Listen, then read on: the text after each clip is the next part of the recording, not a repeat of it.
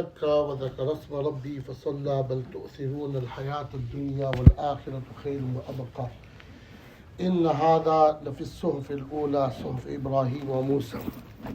Allah subhanahu wa ta'ala says in Quran, قَدْ أَفْلَحَ مَنْ تَزَكَّى. Indeed, that person have succeeded. That man tazakka, one tafsir is who's given sadaqatul fitr, wasalla and read the Eid Salat. وَذَكَرَ اسْمَ رَبِّي فَصَلَّى and mentioned the name of Allah subhanahu wa ta'ala. So, as I said early on, yesterday, the takbirat is sunnah to read when we're coming to Eid Salat. Allah Akbar, Allah Akbar, La ilaha illallah. We done that. وَذَكَرَ اسْمَ رَبِّي فَصَلَّى بَلْ تُؤْثِرُونَ الْحَيَاةَ الدُّنْيَا وَالْآخِرَةُ خَيْرٌ وَأَبْقَى. A mu'min, a believer, inclines and gives more right to the akhirat, not the dunya. The kuffar, fasik fajr, people will give preference to the dunya. And Allah subhanahu wa ta'ala says no. A believer, a mu'min will give preference to the akhirat. Why? وَالْآخِرَةُ خَيْرٌ وَأَبْقَى. Because the hereafter is much better and it's for eternity. It's not for a few seconds, a few years. So we need, as Muslims and believers, we need to incline and give preference to the akhirat. That's what we are born for. This dunya, I've said this so many times, that Rasulullah sallallahu alaihi wasallam says that this ummah life is about 60 or 70, the extra is bonus. Yeah? So the most we're going to live either 60, either 70, or we're going to die then. Or we might die later on. Yeah? So 60 or 70 is going to just pass just like that. I'm about 51 years old. And everything has passed. Young age. I've grown up in front of some of the elders over here. Some of them are teachers. That just passed just like that. 50 years. So the next, whatever years I've got, that's going to pass like that too. But the real life is akhirat, hereafter. We need preparation for that. Now we just done some kind of exercise of preparation for what? The akhirat. That was Ramadan al-Mubarak. That preparation, that exercise we have done, we need to continue that exercise.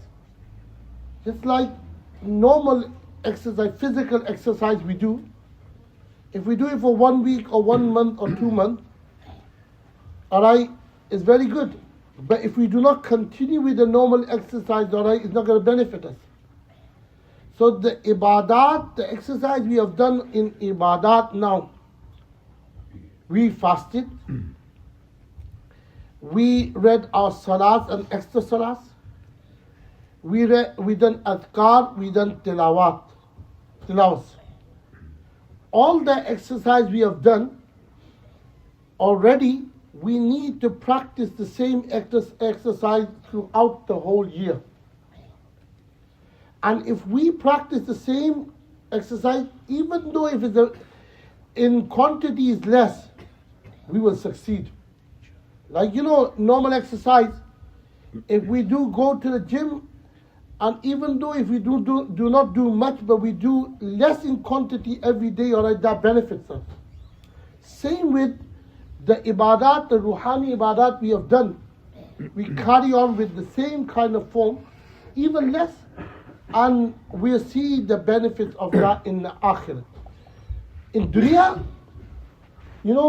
when you do ibadat, when you worship Allah subhanahu wa ta'ala, try to please Allah subhanahu wa ta'ala, in dunya you see the benefit, ala bi dhikrillahi tatma'innul qulub, that your heart is, has the peace, tranquility and peace in your heart.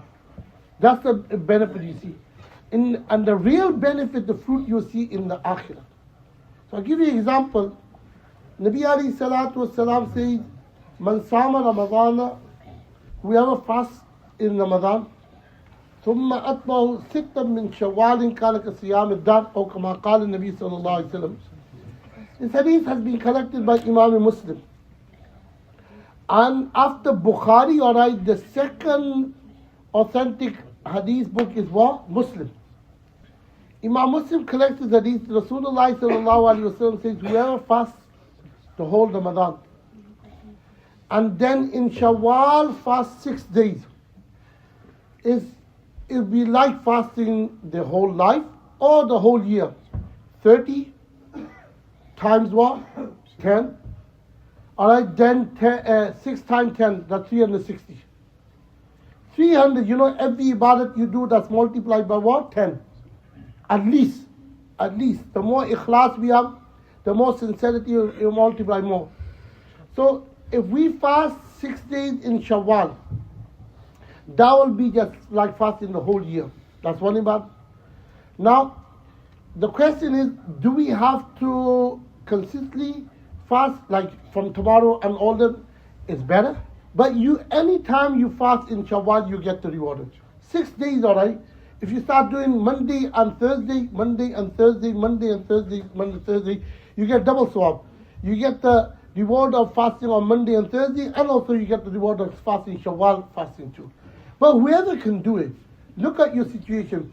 Those people who are mazur, elder, if they've been fasting in the past, and now they cannot fast, they still get the reward. Nabi alayhi salatu wasalam says, those who are musafir or ill, whatever habits of ibadat they had, and now they have gone mazur or they are on journey and they cannot do the same form of ibadat, you still get the reward of that. So for instance, if someone is fit and they're reading 2-3 juz every day of Quran, and reading the nawafils every day, and fasting so, and in certain time in age or illness or they cannot do the ibadat, they'll still get the reward of what they were doing in the young age, in the youth.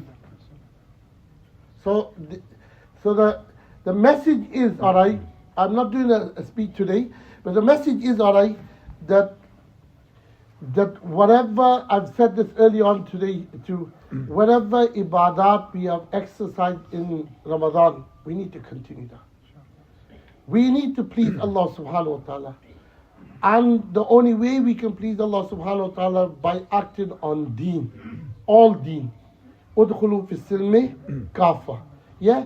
And I early on said in the part 2 that the higher form and the higher level of ibadat is salat. We have to make sure we don't miss any salat. If we have any missed salat there, we have to catch up for them ourselves. Don't miss any salat, because on the day of judgment, the first thing that we will be asked about from ibadat, it will be salat. So if you have any missed salat, write them and start catching up for them. If you don't understand, you can ask. But make sure you don't miss any salat, especially Eid day. We try to say Eid, no salat, no nothing, all ibadat we've done, that's enough, that's not enough. Yeah, we have to make sure we do all the salat, don't miss any salat. We have no excuse to miss salat. I've said early on that we don't even need a prayer mat. We can read salat on the normal ground. As long as we cannot see any visible filth, we can read salat on that. On the pavement outside. We don't need a thing. It's better, it's respect, but it's not for us.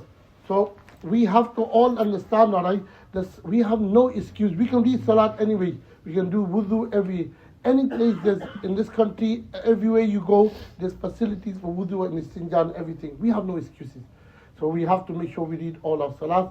That's the message. Wa akhir da'wana alhamdulillah rabbil alamin.